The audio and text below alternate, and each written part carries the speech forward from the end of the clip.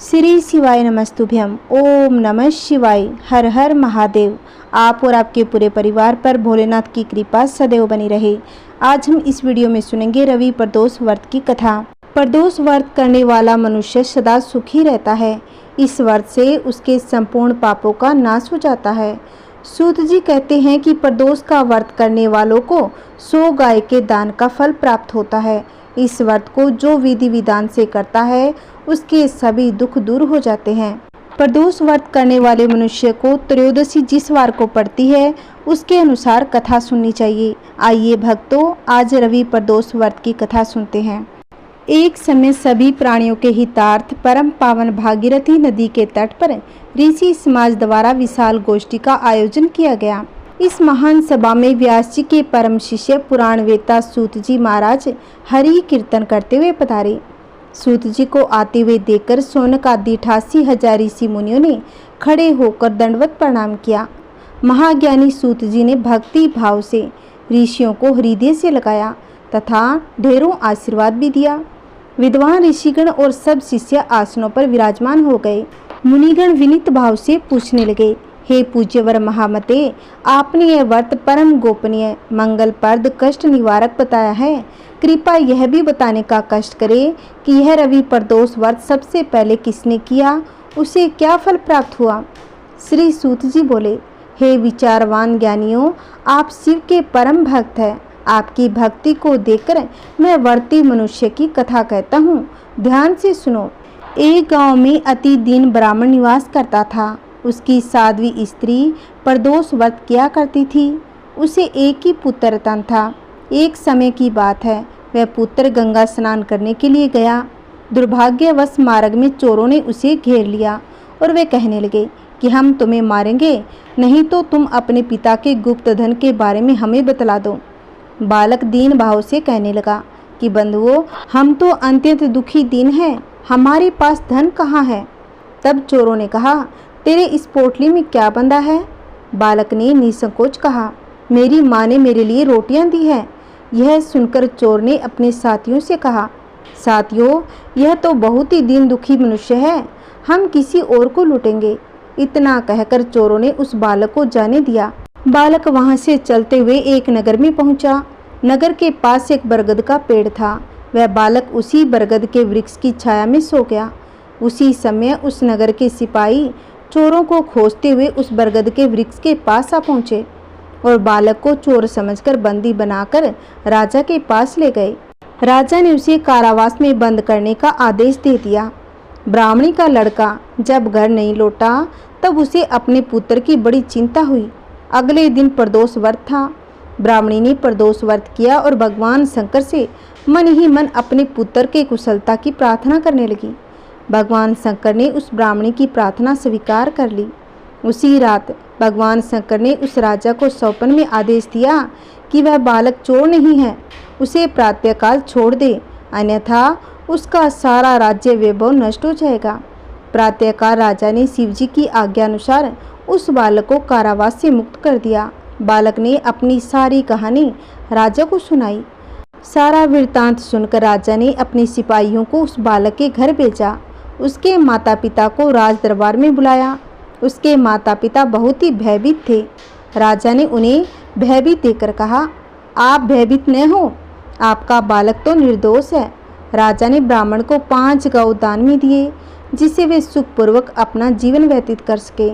भगवान शिव की कृपा से ब्राह्मण परिवार आनंद से रहने लगे। जो भी इस प्रदोष व्रत को करता है वह सुखपूर्वक अपना जीवन व्यतीत करता है। बोलो उमापति श्री शंकर भगवान की जय। ओम नमः शिवाय। हर हर महादेव। आइए भक्तों, सभी मनोकामनाओं को पूर्ण करने वाली एक सुंदर कथा और सुनते हैं। एक समय की बात है, एक गांव में शंकर नाम का अनाथ लड़का रहता था। उसको जंगल में रहने वाले शिकारियों के एक गिरोह ने पाला था। उसके पास कोई औपचारिक शिक्षा भी नहीं थी। वह केवल एक चीज़ जानता था कि उसे कैसे जीवित रहना है, शिकार करना, उनको मारना तथा जंगल के फलों को खाना और नदी के पानी को पीकर अपने आप को जीवित रखना जानता था। एक दिन वह अपना रास्ता भटक गया उसने देखा कि कुछ लोग नदी के किनारे पर बने एक पत्थर की आकृति के चारों ओर जोर जोर से चिल्ला रहे हैं। कुछ लोग उस पर फूल, फल और नारियल चढ़ा रहे हैं। शायद उसने सोचा यह कोई मकान होगा जिसमें लोग रहते होंगे, पर यह एक प्राचीन मंदिर था। लेकिन शंकर ने इसे पहले कभी नहीं देखा था, पर इसके बारे में जानने के लिए वह काफ़ी उत्सुक भी था। उसने तब तक इंतजार किया जब तक कि लगभग सभी लोग उस मंदिर से नहीं चले गए। अंत में उसने एक युवा लड़के को पत्थर की इमारत से बाहर आते हुए देखा। उससे बात करने का फैसला किया और शंकर ने उससे अपने मन में आए कई सवाल भी पूछे। उसका पहला प्रश्न था, इस इमारत को क्या कहा जाता है? लोग अपने साथ क्या लाते हैं? फिर उन चीज़ों को अंदर वाली इमारत में क्यों छोड़कर वापस आ जाते हैं? चीज़ों को अपने साथ लाना, उन्हें अंदर छोड़कर वापस चले जाने पर वह लड़का शंकर की अज्ञानता व मासूमियत पर बहुत ही हैरान था। उसके सवालों से चकित भी था, पर यह नहीं जानता था कि वह पास के जंगल में रहता है और वह शिकार करके ही अपना जीवन यापन करता है। लेकिन फिर भी उसने उसके सवालों के जवाब देने की पूरी कोशिश की। उसने शंकर को कहा, यह भगवान शिव का मंदिर है। लोग यहाँ उन्हें फल और फूल चढ़ाने आते हैं। वे शिव भगवान से जो चाहते हैं वही मांगते हैं और शिव उनकी सभी प्रार्थनाओं को भी सुनते हैं। यह सुनकर शंकर तुरंत मंदिर जाना चाहता था। लड़के ने उसे अंदर का रास्ता दिखाया और शिवलिंग के बारे में बताया। शंकर ने मासूमियत से लड़के से पूछा, यह शिवलिंग क्या चीज़ है और हमें क्या देता है? लड़के ने बताया, हम शिव से जो भी मांगते हैं वही हमें देते हैं। हम सब ऐसा मानते हैं। लड़के ने कहा, अब अंधेरा हो गया है, अब मुझे घर जाना होगा। और वह शंकर को वहीं अकेला छोड़कर चला गया। शंकर ने झिझकते हुए मंदिर में फिर से प्रवेश किया। वह एक कोने में बैठ गया और सोचा, एक पत्थर किसी को वह चीज़ कैसे दे सकता है जो वे चाहते हैं? इसीलिए उसने इसका परीक्षण करने का फैसला किया। उसने पत्थर की प्रतिमा से कहा, हे शिव, कृपा मुझे पर्याप्त शिकार करने दे ताकि मैं भूखा न रहूं। मेरे पास आपको चढ़ाने के लिए कोई फल या फूल नहीं है, लेकिन यदि आप मुझे शिकार देते हैं तो मैं उसे आपके साथ साझा करूंगा। मैं वादा करता हूं कि मैं आपको धोखा नहीं दूंगा, उसने घोषणा की। अगली सुबह शंकर शिकार करने गया। उसने पूरे दिन शिकार की तलाश की, लेकिन उसे कोई शिकार नहीं मिला। वह भूख से तिलमिला रहा था। वह काफ़ी निराश हो गया क्योंकि उसे कोई शिकार नहीं मिला था। दोपहर हो चुकी। अब उसे लगने लगा कि मंदिर के लड़के ने उससे झूठ बोला था, फिर भी उसने शिकार जारी रखा। जैसे ही शाम हुई, उसने 2 खरगोशों को अपने बिल में आते हुए देखा। शंकर ने उन खरगोशों को मार डाला और उसने शिव भगवान से वादा किया था कि वह अपने शिकार को साझा करेगा। वह मरे हुए खरगोश में से एक के साथ मंदिर गया। देर हो चुकी थी, मंदिर सुनसान था। शंकर ने मंदिर में प्रवेश किया और जोर से कहा, कृपा आओ, अपना हिस्सा ले लो प्रभु, आपके लिए मैं लाया हूँ। वह वहाँ बैठ गया और अंधेरा होने तक प्रतीक्षा करने लगा, लेकिन भगवान प्रकट नहीं हुए। शंकर को भूख और नींद आने लगी। उसने खरगोश को मंदिर में छोड़ने का फैसला कर लिया। अगली सुबह जब लोग मंदिर पहुँचे, उन्हें शिवलिंग के सामने मरा हुआ खरगोश मिला। भक्त बहुत ही परेशान हो गए। यहाँ कौन आया है? उसने हमारे मंदिर को अपवित्र करने की हिम्मत कैसे की? उन्होंने खरगोश को बाहर फेंक दिया। अगले दिन शंकर अपनी भूख मिटाने के लिए जंगल में शिकार करने गया, लेकिन इस बार उसकी किस्मत अच्छी नहीं थी और उसे शिकार भी नहीं मिला। उसने सोचा, आज रात को मंदिर जाना चाहिए और शिव से पूछना चाहिए कि उनको खरगोश का भोजन कैसा लगा। शंकर यह पूछने के लिए मंदिर गया। जब वह मंदिर पहुंचा तो उसके आश्चर्य का कोई ठिकाना न रहा। उस रात मंदिर में लोगों की काफ़ी भीड़ थी। उस दिन रवि प्रदोषवार था, लेकिन अबोध शिकारी लड़के को इस बारे में कुछ भी नहीं पता था। शंकर ने चारों ओर देखा। उस युवा लड़के को देखा जिसने उसको मंदिर के अंदर शिव की प्रार्थना करने के लिए कहा था। उसे इतने सारे लोगों के आसपास रहने की आदत भी नहीं थी। उसने वहीं रुकने का फैसला कर लिया। पास के एक बेल के पेड़ पर चढ़कर बैठ गया। यह एक लंबा इंतजार था और समय बीतने के लिए उसने पेड़ के पत्ते तोड़ तोड़ कर जमीन पर फेंकना शुरू कर दिया। उसे अज्ञात पेड़ के नीचे एक छोटा सा शिवलिंग था जिसकी पूजा लंबे समय से नहीं हो पाई थी। शंकर के द्वारा फेंके गए बेल के पत्ते उस शिवलिंग पर जा गिरे। शंकर भजनों से मंत्र मुग्ध हो गया। धीरे धीरे 7 गाना और पंचाक्षरी मंत्र का जाप करना शुरू कर दिया। रात भोर में बदल गई। सभी भक्त मंदिर से चले गए। शंकर पेड़ से उतरा और मंदिर में प्रवेश किया। उसने देखा कि शिवलिंग की आंखों में लाल निशान थे। वे कुमकुम के थे जो लोगों ने लगाए थे, लेकिन शंकर को यकीन था कि शिव को उनकी आंखों में परेशानी हो रही है। उसने शिव की देखजनक स्थिति के रूप में जो कुछ भी महसूस किया, उसके लिए उसे बहुत दुख हुआ। वह उनकी मदद करना चाहता था। उसने सोचा, शिव यहाँ अकेले रहते हैं और बीमार होने पर उनकी देखभाल करने वाला कोई नहीं है। जब तक भक्त उनसे मिलने नहीं आते, उन्हें भोजन भी नहीं मिलता। शंकर ने एक रात पहले भक्तों को शिवलिंग पर जल चढ़ाते हुए देखा था। प्रभु को ठंड लग रही होगी, शायद वे कांप रहे हैं। उसने सोचा, आखिरकार वे केवल पत्तियों से ही ढके हुए हैं। तो उसने शिव से पूछा, मेरे स्वामी, मैं आपकी क्या मदद कर सकता हूँ? शायद कुछ खाना या दवा है। मैं आपकी सेवा कैसे कर सकता हूँ? शिव ने उससे कोई उत्तर नहीं दिया। शंकर ने सोचा, भगवान वास्तव में बहुत बीमार है, क्योंकि वह अब उत्तर देने में भी असमर्थ है। तुरंत जंगल में गया, कुछ औषधियाँ जड़ी बूटियों को लाया और लाल निशान पर उनका लेप लगाया, लेकिन कुछ नहीं हुआ। उसने कहा, लगता है कि ये अंधे हो गए हैं। मुझे प्रभु को अपनी एक आंख देनी चाहिए ताकि वह ठीक हो जाए। यह निश्चित रूप से उन्हें खुश कर देगा। उसका दिल पवित्र था और उसने वहां शिव के हाथ में रखे त्रिशूल को उठाया। त्रिशूल को अपनी दाहिनी आंख की ओर ले गया और अपनी आंख को निकालने का प्रयत्न किया। शंकर अनपढ़ था। उसे मंत्रों या पूजा के उचित तरीकों का कोई ज्ञान भी नहीं था, लेकिन उसकी भक्ति की कोई सीमा नहीं थी। जैसे ही वह अपनी आंख निकालने ही वाला था, शिव अपनी पत्नी पार्वती के साथ प्रकट हो गए। उन्होंने पार्वती से कहा, इस भक्त शंकर ने अनजाने में प्रदोष व्रत का उपवास किया, बेल के पत्तों से मेरी पूजा की और साबित किया कि उनका दिल बेदाग व पवित्र है। मैं अपने इस भक्त पर काफ़ी प्रसन्न हूँ। शिव भगवान ने शंकर से कहा, तुमने मुझे अपनी मासूमियत के कारण जीत लिया है। प्रभु ने मुस्कुराते हुए कहा, लोग मुझसे हर समय झूठे वादे करते रहते हैं और कुछ न कुछ मुझसे मांगते रहते हैं, पर जैसे ही उन्हें मुझसे मांगी चीज़ मिल जाती है तो मुझे भूल जाते हैं। दूसरी ओर तुमने मेरे साथ एक सच्चे इंसान की तरह व्यवहार किया और यह वास्तव में बहुत ही दुर्लभ है। अब से तुम मेरे इस संसार में सबसे बड़े भक्त माने जाओगे। तुम्हारा नाम मेरे साथ सदा जुड़ा रहेगा। तुम कई सदियों तक जीवित रहोगे। इस बात को कहकर भगवान शिव व माता पार्वती अंतर्ध्यान हो गए।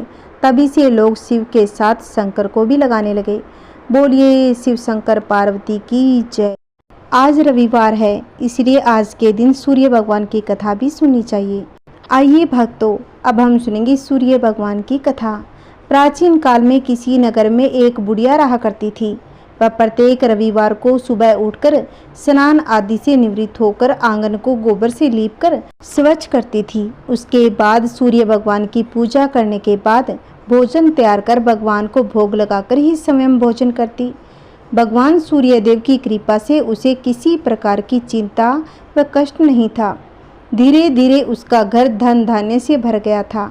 उस बुढ़िया को सुखी होते देख उसकी पड़ोसन उससे बुरी तरह जलने लगी। बुढ़िया ने कोई गाय नहीं पा रखी थी। रविवार के दिन घर लीपने के लिए वह अपनी पड़ोसन के आंगन में बंधी गाय का गोबर लाती थी। पड़ोसन ने कुछ सोचकर अपनी गाय को घर के अंदर बांध दिया। रविवार को गोबर न मिलने से बुढ़िया बहुत ही दुखी हो गई और अपना आंगन भी नहीं लीप सकी। आंगन न लीप पाने के कारण उस बुढ़िया ने सूर्य भगवान को भोग भी नहीं लगाया। उस दिन स्वयं भी भोजन नहीं किया। सूर्यास्त होने पर बुढ़िया भूखी प्यासी सो गई। इस प्रकार उसने निराहार व्रत किया। रात्रि में सूर्य भगवान ने उसे स्वप्न में दर्शन दिया और व्रत न करने तथा उन्हें भोग न लगाने का कारण पूछा। बुढ़िया ने बहुत ही करुण स्वर में पड़ोसन के द्वारा घर के अंदर गाय बांधने और गोबर न मिल पाने की बात कही। सूर्य भगवान ने अपनी भक्त की परेशानी का कारण जानकर उसके सब दुख दूर करते हुए कहा कि हे माता, हम तुमको एक ऐसी गाय देते हैं जो सभी इच्छाएं पूर्ण करती है, क्योंकि तुम हमेशा रविवार को पूरा घर गाय के गोबर से लीपकर भोजन बनाकर मेरा भोग लगाकर ही स्वयं भोजन करती हो। इससे मैं बहुत ही प्रसन्न हूँ। मेरा व्रत करने व कथा सुनने से निर्धन को धन और बांझ स्त्रियों को पुत्र की प्राप्ति होती है। सौपन में बुढ़िया को ऐसा वरदान देकर भगवान सूर्य अंतर्ध्यान हो गए। प्रातःकाल सूर्योदय से पूर्व उस बुढ़िया की आंख खुली तो वह अपने घर के आंगन में सुंदर गाय और बछड़े को देखकर आश्चर्यचकित रह गई। गाय को आंगन में बांधकर उसने जल्दी से उसे चारा लाकर खिलाया। पड़ोसन ने उस बुढ़िया के आंगन में बंधी सुंदर गाय और बछड़े को देखा तो वह उससे और भी अधिक जलने लग गई। तभी गाय ने सोने का गोबर किया। गोबर को देखते ही पड़ोसन की आंखें फटी की फटी रह गई। पड़ोसन ने उस बुढ़िया को आसपास न पाकर तुरंत उस गोबर को उठा लिया और अपने घर ले गई तथा अपनी गाय का गोबर वहां रखाई। सोने के गोबर से पड़ोसन कुछ ही दिनों में धनवान बन गई। गाय प्रतिदिन सूर्योदय से पूर्व सोने का गोबर किया करती थी और बुढ़िया के उठने से पहले पड़ोसन उस गोबर को उठा ले जाती थी। बहुत दिनों तक बुढ़िया को सोने के गोबर के बारे में कुछ पता नहीं चला। बुढ़िया पहले की तरह हर रविवार को भगवान सूर्यदेव का व्रत करती रही, कथा सुनती रही। लेकिन सूर्य भगवान को जब पड़ोसन की चाल का पता चला, उन्होंने तेज आंधी चला दी। आंधी का प्रकोप देखकर बुढ़िया ने गाय को घर के अंदर बांध दिया। सुबह उठकर बुढ़िया ने सोने का गोबर देखा, उसे बहुत ही आश्चर्य हुआ। उस दिन के बाद बुढ़िया ने गाय को घर के अंदर बांधना शुरू कर दिया। सोने के गोबर से बुढ़िया कुछ ही दिनों में बहुत धनी हो गई। उस बुढ़िया के धनी होने से पड़ोसन बुरी तरह जल भूनकर राख हो गई। जब उसे सोने का गोबर पाने का कोई रास्ता नहीं मिला तो वह राजा के दरबार में पहुंची और राजा को सारी बात बता दी। राजा को जब बुढ़िया के पास सोने के गोबर देने वाली गाय के बारे में पता चला तो उसने अपने सैनिक भेजकर बुढ़िया की गाय लाने का आदेश दे दिया। सैनिक उस बुढ़िया के घर पहुंचे। उस समय बुढ़िया सूर्य भगवान का भोग लगाकर स्वयं भोजन ग्रहण करने वाली थी। राजा के सैनिकों ने गाय खोली और अपने साथ महल की ओर ले चले। बुढ़िया ने सैनिकों से गाय को न ले जाने की प्रार्थना की। बहुत रोई, बहुत चिल्लाई, लेकिन राजा के सैनिक नहीं माने। गाय के चले जाने से बुढ़िया को बहुत ही दुख हुआ। उस दिन उसने कुछ भी नहीं खाया और पूरे दिन सूर्य देव से गाय और बछड़े को लौटाने की प्रार्थना करती रही। इधर दूसरे दिन सुबह राजा सोने का गोबर देखकर हैरान हो गया। उधर बुढ़िया भूखी प्यासी सूर्य देव की प्रार्थना में लगी रहती। बुढ़िया की तकलीफ देखकर सूर्य देव अगली रात राजा के स्वप्न में आकर कहने लगे, अगर तुमने इस गाय और बछड़े को नहीं लौटाया तो तुम्हारे राज्य पर संकट आ जाएगा, तुम्हारी धन संपत्ति सब नष्ट हो जाएगी।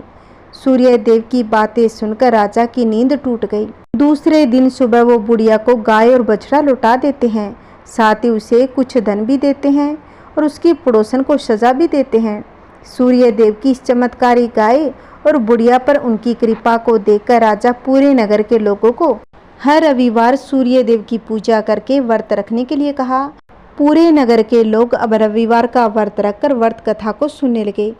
इससे राजा के पूरे राज्य में खुशियां ही खुशियां छा गई। बोलिए सूर्य भगवान की जय, बोलिए शिव पार्वती की जय। आइए भक्तजनों, अब हम सुनते हैं गणेश भगवान की कहानी। किसी गांव में एक अंधी बुढ़िया थी जिसका एक लड़का और बहू थी। वह बहुत ही गरीब थी। वह अंधी बुढ़िया माई नित्य प्रतिदिन गणेश जी की पूजा किया करती थी।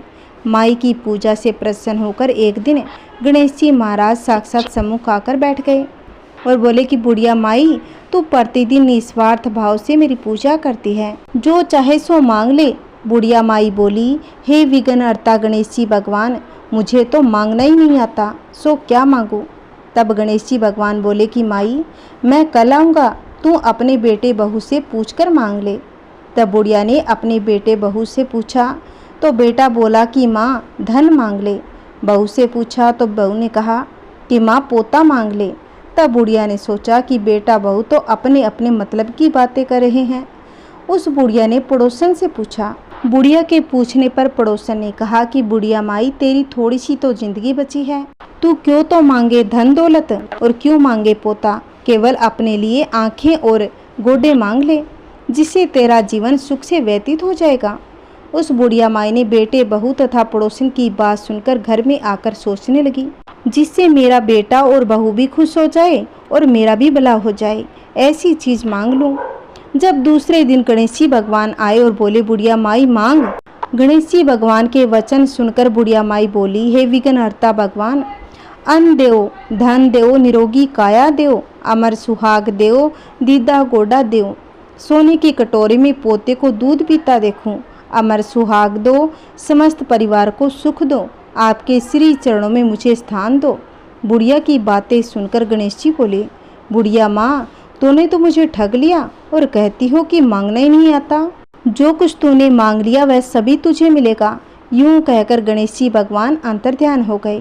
हे गणेश जी भगवान, जैसा बुढ़िया माई को दिया वैसा सबको देना। कहानी कहते, कहानी सुनते, हुंकार भरते, सभी के घर में सुख शांति बनाए रखना।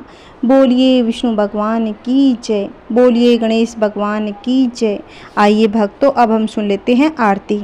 ओम जय शिव ओंकारा, जय शिव ओंकारा, ब्रह्मा विष्णु सदा शिव, ब्रह्मा विष्णु सदा शिव, अर्धांगी धारा। ओम जय शिव ओंकारा, एकानन चतुरानन, पंचानन राजे, प्रभु पंचानन राजे, हंसानन गरुड़ासन, हंसानन गरुड़ासन, वृषवाहन साजे। ओम जय शिव ओंकारा, दो भुज चार चतुर्भुज, 10 भुज अति सोहे, प्रभु 10 भुज अति सोहे, तेरे गुण रूप निरखता, तेरे गुण रूप निरखता, त्रिभुवन जन मोहे।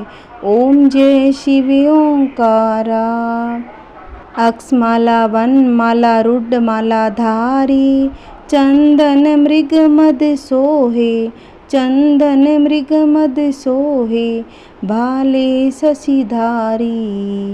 ओम जय शिव ओंकारा, श्वेतांबर पीतांबर, बागंबर अंगे, प्रभु बागंबर अंगे, सनकादिक गरुणादिक, सनकादिक गरुणादिक, भूतादिक संगे। ओम जय शिव ओंकारा, करके मध्य कमंडलू, चक्र त्रिशूल धरता, प्रभु चक्र त्रिशूल धरता, जग करता जग भरता, जग करता जग भरता, जग संहार करता। ओम जय शिव ओंकारा, ब्रह्मा विष्णु सदा शिव, जानत अविवेका, प्रभु जानत अविवेका, प्रणवाक्षर के मध्य, प्रणवाक्षर के मध्य, ये तीनों एका। ओम जय शिव ओंकारा, काशी में विश्वनाथ विराजत, नंदी ब्रह्मचारी, प्रभु नंदी ब्रह्मचारी, नित उठी भोग लगावत, नित उठे भोग लगावत, महिमा अति भारी। ओम जय शिव ओंकारा, तेरे गुण शिव जी की आरती, जो कोई नर गावे, प्रभु जो कोई नर गावे, कहत शिवानंद स्वामी, कहत शिवानंद स्वामी, मनवांछित फल पावे। ओम जय शिव ओंकारा, हर शिव ओंकारा, जय शिव ओंकारा। ओम नमः शिवाय। अगर मेरी कथा आपको अच्छी लगी है तो प्लीज़ इसे शेयर करें, लाइक करें और कमेंट में हर हर महादेव अवश्य लिखना। अगर आपने अभी तक मेरे चैनल को सब्सक्राइब नहीं किया है तो प्लीज़ मेरे चैनल को सब्सक्राइब करें, जिससे आपको आने वाली वीडियो की नोटिफिकेशन मिलती रहेगी। जय श्री कृष्णा, राधे राधे। ओम नमः शिवाय।